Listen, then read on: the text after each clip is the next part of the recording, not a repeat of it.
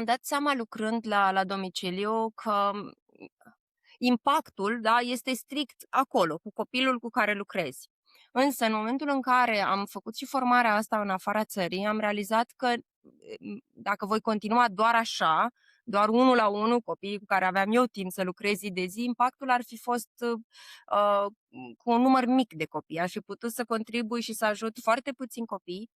Mă căutau din ce în ce mai mulți părinți care voiau să afle mai mult despre asta. Îmi conturasem și un blog unde scriam despre ce învăț, ce am reușit să fac cu copiii, ce învăț de la cei din afară și văzând cât de mare este nevoia, da, împreună cu alte două colege, Oliviana Giura și Claudia Matei, și suntem împreună și acum în Autism Voice, am fondat Autism Voice din dorința de a aduce informația către cât mai multe familii și către cât mai mulți alți colegi interesați să aplice analiza comportamentală aplicată. Acum avem 3 centre de terapie și peste 70 de colegi în echipă.